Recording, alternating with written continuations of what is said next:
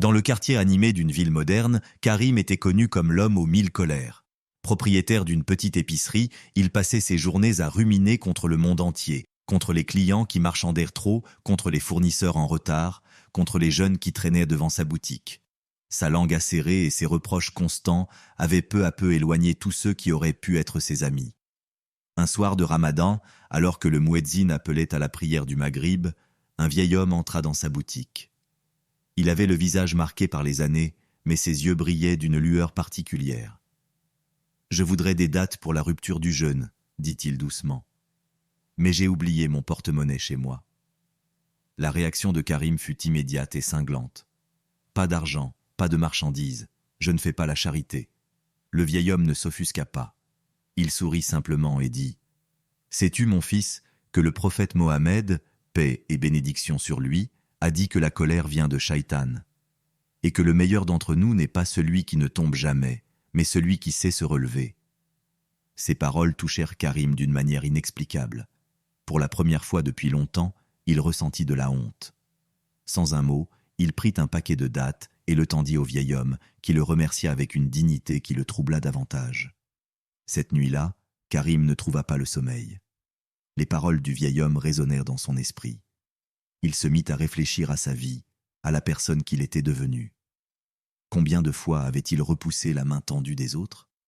Combien de cœurs avait-il blessé avec ses paroles dures? Le lendemain, il commença par un petit geste. Il sourit à ses clients.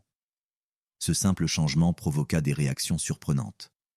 Les gens semblaient plus détendus, plus enclins à discuter. Une cliente lui confia même ses difficultés à joindre les deux bouts pour nourrir ses enfants.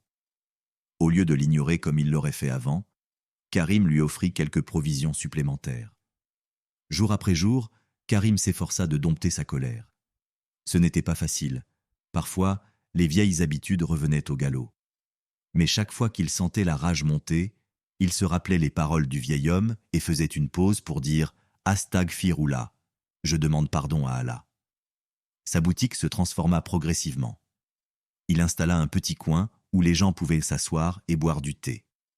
Il commença à garder des produits de première nécessité pour les familles dans le besoin.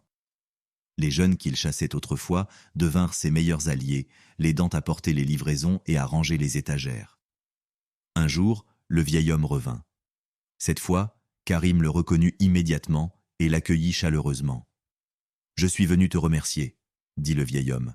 « Remercier? Mais de quoi ?» demanda Karim surpris.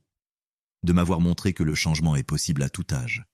Ton histoire inspire maintenant tout le quartier. » C'est alors que Karim réalisa que sa transformation n'avait pas seulement changé sa vie, mais aussi celle de toute la communauté. Son épicerie était devenue un lieu de rencontre, d'entraide et de partage.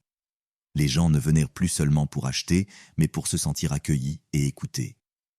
La leçon la plus précieuse que Karim avait apprise était que la vraie force ne réside pas dans la dureté, mais dans la capacité à s'ouvrir aux autres et à pardonner, à soi-même comme aux autres. Comme le dit le Coran, « Qui maîtrise sa colère et pardonne à autrui, Allah l'aime » 334. Aujourd'hui, quand les gens parlent de Karim, ils ne mentionnent plus sa colère, mais sa générosité et sa sagesse.